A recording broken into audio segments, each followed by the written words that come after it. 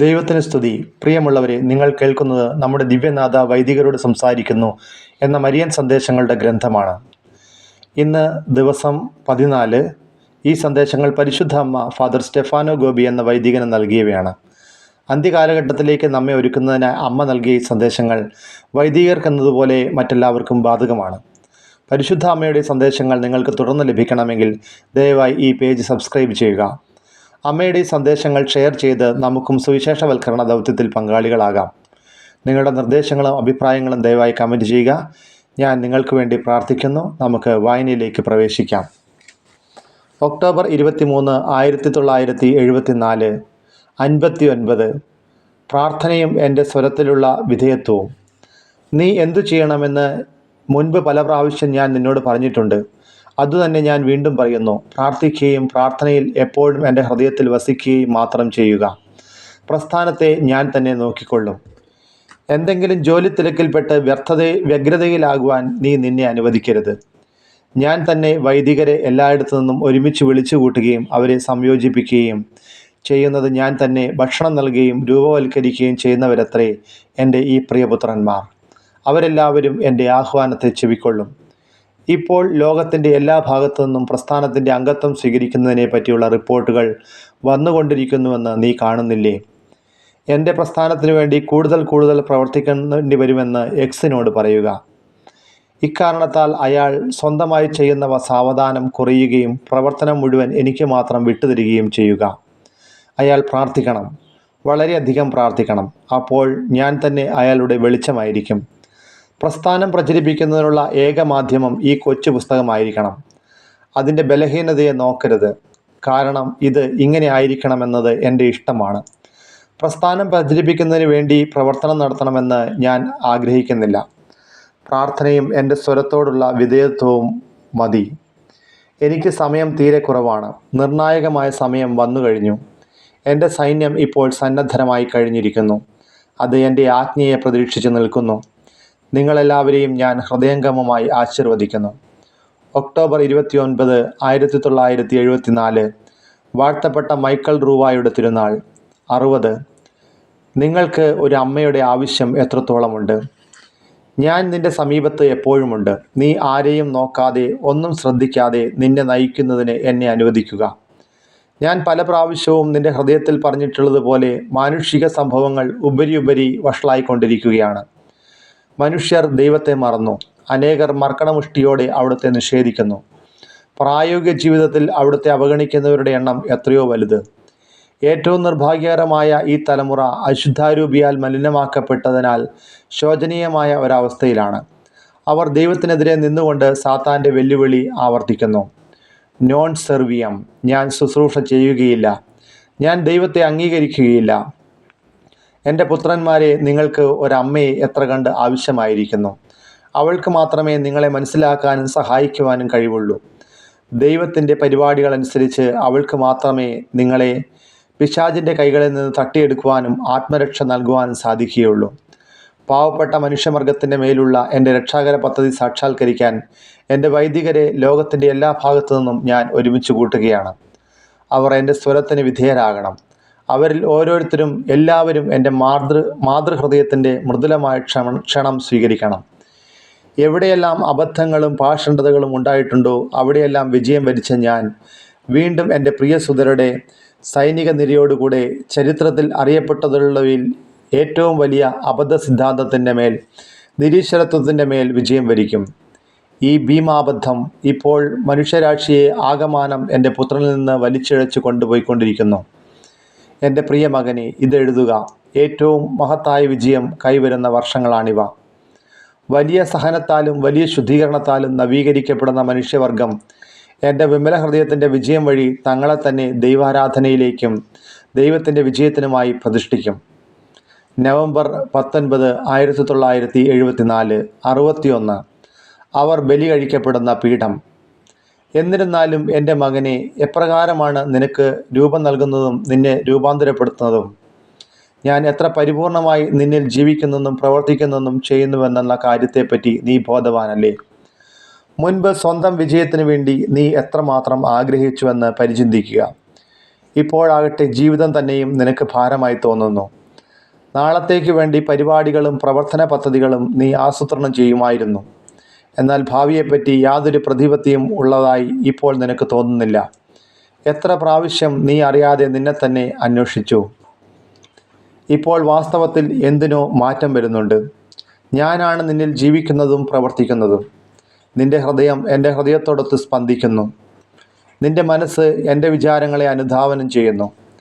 നിന്റെ വാക്കുകൾ എൻ്റെ സ്വരത്തെ പ്രതിധ്വനിപ്പിക്കുന്നു. നിന്റെ കരങ്ങൾ എൻ്റെ ആംഗ്യങ്ങളായി ആവർത്തിക്കുന്നു. നീ വീണ്ടും എന്നിൽ ജനിക്കുന്നത് പോലെ ആയി ഭവിച്ചിരിക്കുന്നു. ഒരൊറ്റ വൈദികന് വേണ്ടി എന്നതുപോലെ എൻ്റെ പ്രസ്ഥാനത്തിലുള്ള എല്ലാ വൈദികർക്കും വേണ്ടി കുഞ്ഞുമക്കളെല്ലാം എന്നാൽ പരിപോഷിപ്പിക്കപ്പെടുകയും ചുംബിക്കപ്പെടുകയും താലോലിക്കപ്പെടുകയും ചെയ്യുന്നു. അവരെയെല്ലാം വളരെ സ്നേഹത്തോടെ കുരിശുമരത്തിൽ കിടക്കുന്നതിന് വേണ്ടി അവർണ്ണയവും വേദനാജനകവുമായ ആ സമയത്തെ അഭിമുഖീകരിക്കാൻ വേണ്ടി ഞാൻ ഒരുക്കുകയാണ്. അവർ എൻ്റെ സുതൻ യേശുവിനെ പോലെ ലോകരക്ഷയ്ക്കായി കുരിശിൽ ബലിയർപ്പിക്കപ്പെടണം. ആകയാൽ കൊച്ചു കുഞ്ഞുങ്ങളെ പോലെ അവർ തങ്ങളെ തന്നെ എനിക്ക് ഫലമേൽപ്പിക്കണം. അവർ ദൈവത്തിന് സ്വീകാര്യമായ ബലിവസ്തുക്കളായി ദൈവത്തിൻ്റെ വിജയത്തിനു വേണ്ടി ബലി കഴിക്കപ്പെടുന്ന അൾത്താര അവരുടെ അമ്മയുടെ ഹൃദയമായിരിക്കും. നവംബർ 30, 1974, 62. ദൈവം നൽകുന്ന അടയാളം. എൻ്റെ പ്രിയ പുത്രന്മാരെ, നിങ്ങളുടെ ഹൃദയം കലങ്ങാതിരിക്കട്ടെ. നിങ്ങൾ എന്തിനു സംശയിക്കുന്നു? നിങ്ങൾ എന്തുകൊണ്ട് വർത്തമാനകാലത്തെയും ഭാവി കാലത്തെയും ഞാൻ മുൻകൂട്ടി പറഞ്ഞിട്ടുള്ള അടയാളത്തെയും തിരക്കിക്കൊണ്ട് സംശയഗ്രസ്തരായി നോക്കി നിൽക്കുന്നു? ദൈവം ലോകത്തിനും സഭയ്ക്കും നൽകുന്ന അടയാളം ഒന്നു മാത്രമാണ്. അത് ഞാൻ തന്നെ. ആകാശത്തിൽ ഒരു വലിയ അടയാളമായി പ്രഖ്യാപിക്കപ്പെട്ടത് ഞാൻ മാത്രമേ. സൂര്യനെ ധരിച്ചും ചന്ദ്രനെ പാദപീഠമാക്കിയും ശിരസിൽ 12 നക്ഷത്രങ്ങളാൽ നിർമ്മിതമായ തേജോമകുടം ധരിച്ചുകൊണ്ടും പ്രശോഭിക്കുന്ന ഈ സ്ത്രീ ഞാൻ തന്നെയാണ്. ചുവന്ന കാളസർപ്പത്തിന്മേലും ഇപ്പോൾ മുന്നേറുകയും വിജയം വരിച്ചുവെന്ന് ആളുകൾക്ക് തോന്നിക്കുന്നതുമായ നിരീശ്വരത്വത്തിൻ്റെ മേലുള്ള എൻ്റെ വിജയത്തെപ്പറ്റി മുൻകൂട്ടി അറിയിച്ചിട്ടുള്ളതാണ്.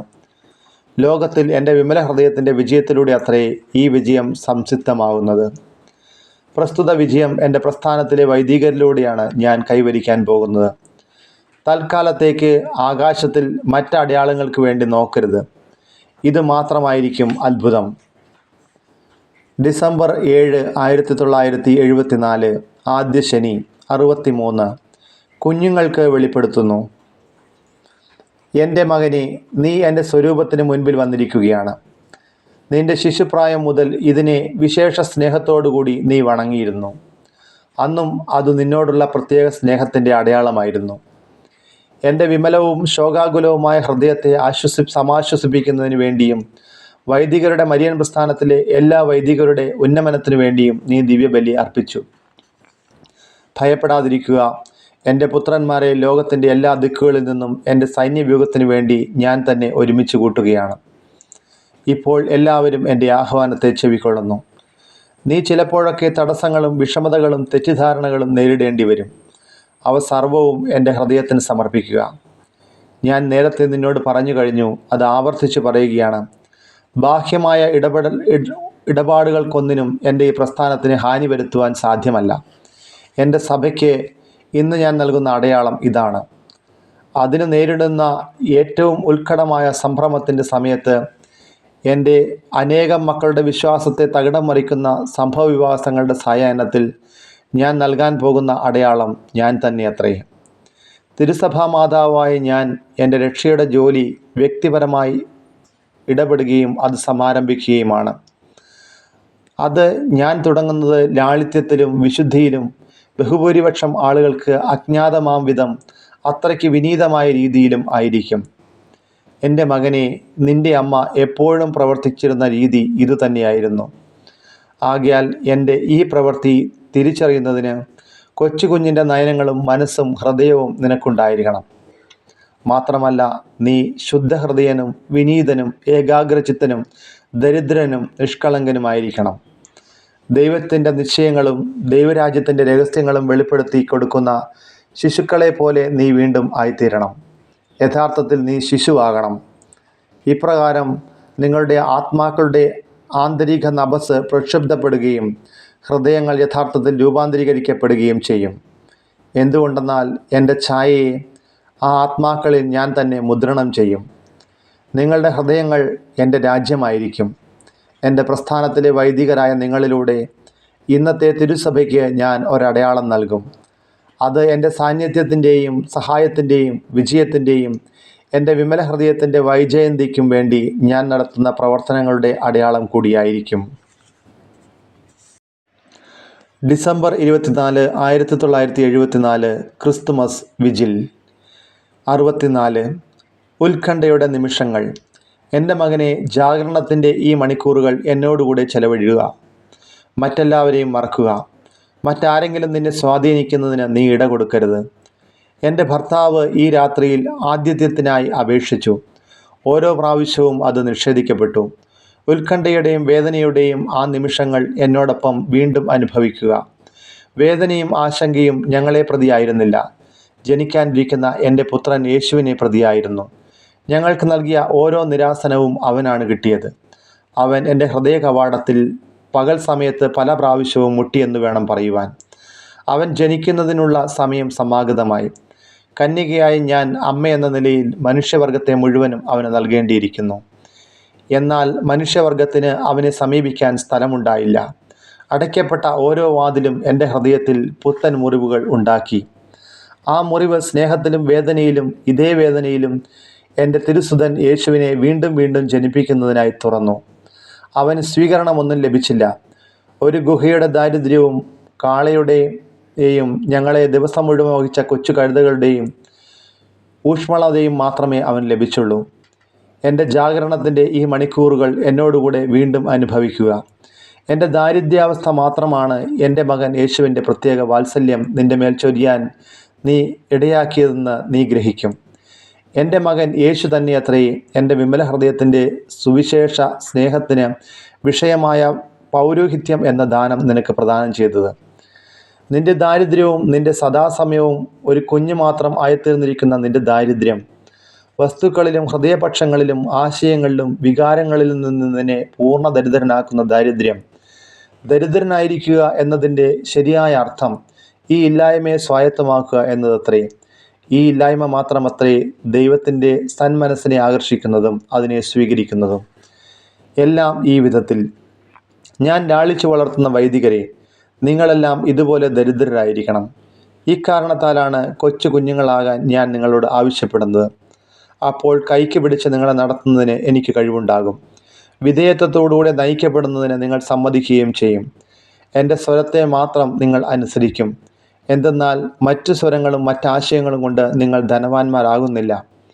ഞാൻ നിങ്ങൾക്ക് നൽകുന്ന സ്വരവും ആശയങ്ങളും എൻ്റെ പുത്രൻ്റേതായിരിക്കും.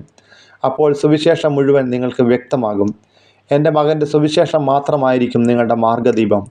അന്ധകാരം കൊണ്ട് നിറഞ്ഞിരിക്കുന്ന സഭയിൽ നിങ്ങൾ സുവിശേഷത്തിൻ്റെ സമ്പൂർണ്ണ പ്രകാശം വീശുകയും ചെയ്യും. ഇതര സ്നേഹബന്ധങ്ങളിൽ നിങ്ങൾ സമ്പന്നരാകില്ല. നിങ്ങളുടെ ഏക സ്നേഹം നിങ്ങളുടെ മാതാവായ എൻ്റേതായിരിക്കണം. നിങ്ങളുടെ അമ്മ എന്ന നിലയിൽ എൻ്റെ പുത്രൻ യേശുവിൻ്റെ സ്നേഹത്തെളിവിൽ സ്നേഹിക്കുന്നതിന് ഞാൻ നിങ്ങളെ പ്രാപ്തരാക്കും. അവനെ കൂടാതെ ജീവിക്കുന്നതിന് അസാധ്യമാകുന്ന വിധത്തിലുള്ള സ്നേഹത്തിൻ്റെ ഉന്നത പദവിയിലേക്ക് നിങ്ങളെ ഞാൻ കൊണ്ടുവരും. എൻ്റെ ജീവിതം തന്നെ ഞാൻ അവൻ്റെ സ്നേഹത്തിന് വേണ്ടിയുള്ളതാക്കി തീർക്കും. അപ്പോൾ നിങ്ങളിൽ യഥാർത്ഥത്തിൽ ജീവിക്കുന്നത് അവന് സാധ്യമാകുകയും ചെയ്യും. എൻ്റെ പ്രിയ സുതരെ, ഇത് മാത്രമത്രേ നിങ്ങളുടെ ദാരിദ്ര്യവും നിങ്ങളുടെ എളിമയും നിങ്ങളുടെ വിധേയത്വവും ഞാൻ ആവശ്യപ്പെടുന്നത്. ലോകം നിങ്ങളെ മനസ്സിലാക്കുന്നില്ലെങ്കിൽ, നിങ്ങളെ സ്വീകരിക്കുന്നില്ലെങ്കിൽ ഭയപ്പെടേണ്ട. നിങ്ങളുടെ ഹൃദയവും നിങ്ങളുടെ ഗ്രഹവും നിങ്ങളുടെ ആശ്രയസ്ഥാനവുമായി നിങ്ങളുടെ അമ്മയുടെ ഹൃദയം എപ്പോഴുമുണ്ട്.